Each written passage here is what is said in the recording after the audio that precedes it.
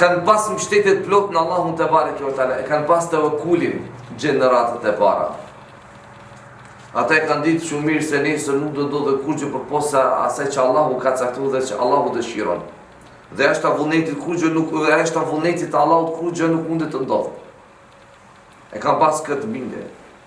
I kanë marrë sebejpet dhe në mbështet në Allahun te bareke ve teala. Ata tawakkulin pra e praktikonin me një zemër të qetë. E kishin tawakkulin prandaj dhe shpirtërisht ishin të qetë. Nuk lodheshin. Pa marrë parasysh, a për nafak, a për luft, a për dituria, ata ishin njerëz të cilët për gjithçka mbështeteshin në Allahun te bareke ve teala. Prandaj ka thënë pejgamberi sallallahu alaihi wasallam, "Lau tawakkaltum ala Allahi haqqa tawakkuli razaqakum kama turzaqu at-tayru." Sikur ju të mbështeteshit në Allahun me një mbështetje të vërtetë, të sinqertë, do të furnizoheshit siç furnizohet zogu.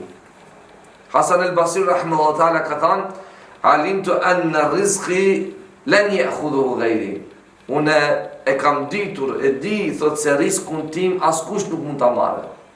Andaj thot, "Fatma'anna qalbi", zemra ime u qetësua. Kur zemra yt është e bindur në Allahun se nafakën tënde, rizkun yt askush nuk mund të ta marrë, zemra yt është e qetë, ti s'ke probleme mendore.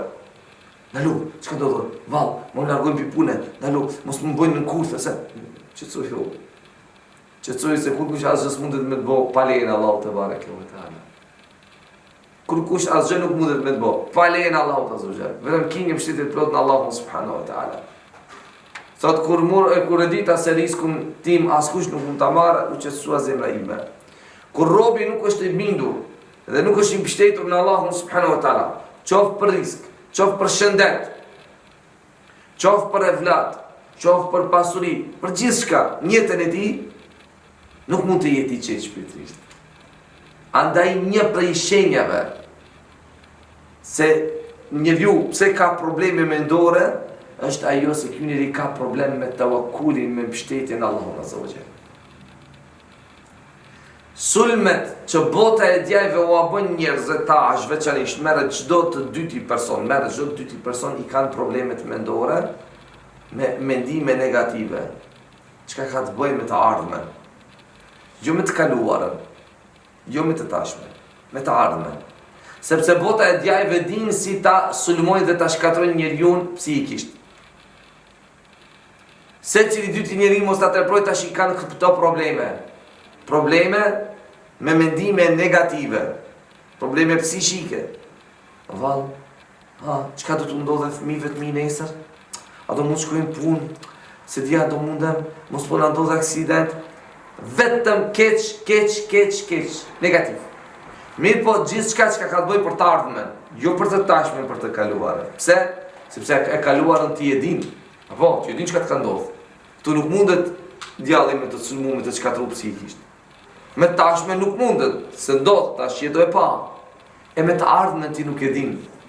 Të ardhmen ti nuk e din. Pos Allahu askush se din, e të sulmon tash ku, sulmon përmes pikës së akides, besimit. Besimi në kada, në caktimin e Allahut te barekuta. E këtu tash të sulmon. Çka ka mendon me fëmijët e tu? Çka mundet me ndodh pos asaj që Allahu dëshiron? Çka ka mendon me bashkëshortën time? Çka mundet me ndodh pos asaj që Allahu dëshiron? Çka ka mendon me pasurinë time? Çka mundet me ndodh pos asaj që Allahu dëshiron? Jam i smur valla, do të vdes. A mundesh me vdekje nëse Allahu vdekjen s'ta ka caktuar? E bashkë këtu sulmojnë. E kur personi, kur njeriu është i dobët me fetarinë e tij, është i dobët me besimin, imanin e tij, e ky njeri ka probleme mendore. Ka probleme mendore dhe çka duhet barna për qetësim. Duhet me qetësu vetëm përmes barnave, sepse me akide, me besim nuk u qetësu. Se akide besimi nuk e ka, tawakuli nuk e ka. E ta shkaj do të qetësojmë përmes barnave. Jo, nuk do të qetësosh. Vetëm se probleme do të rriten, por derisa ty të mungon mbështetja në Allahun te bareke ve teala. Kjo është forma më e lartë e shëndetit mendor. Cila? Tawakuli. Kush do me kanë? Me men shëndosh mirë, me pas tawakulin në Allahun plotësisht, edhe me kanë mirë.